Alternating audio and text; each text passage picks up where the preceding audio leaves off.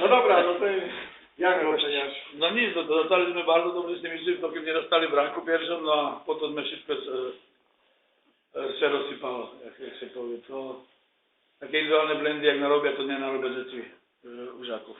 To ste wszystkie widzieli i nie chcę oceniać gru Nowego Targu, ale nasz mecz to był najsłabszy, jaki my do dzisiaj grali. W tym sezonie, tak? No, tak, to jednoznacznie.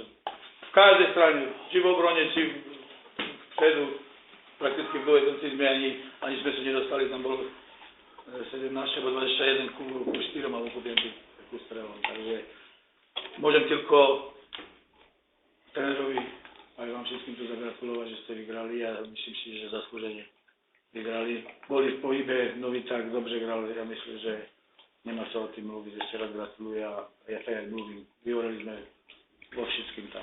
Josko, a Indywidualne blendy najhorší, to nie możesz zrobić od bramkarov až po tych, co co z bramkarzem, co z Łukaszem Agiance? Co ma być? On dostał. Żyje? No jak wpadł tak, to nie wiem, czy żyje. A on mówi, że on dostał, a ten mówi wszędzie, że dostał do kija, no ale on prawie, że do głowy dostał, no nie wiem, bo tam nie był na ludzie, nie wiem. Panie Danie, z wyniku można być zadowolonym, a który? Tak z gry ešte nie, ale my sme znali, že družina Sanoku veľmi dobre má tie rezultáty, však grali o bránku o dvie, tak sme vedeli naštekať ťažký máč a sa potvrdilo v tých prvších 20 minút, že to bude ťažký máč. No a potom sme to zlomili v tých převágach. Sme dali tretiu a štvrtú bránku, sa to skludnilo troška a potom sme grali tú svoju hru. Ale ešte to má ďaleko do tej pory, do tej pohody. No. Bol to dôležitý máč pre nás a dôležité 3 punkty.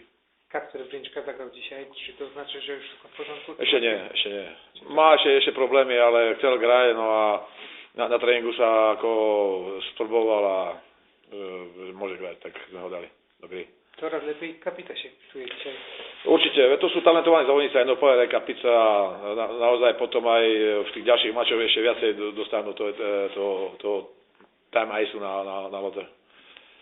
Okej, dziękuję.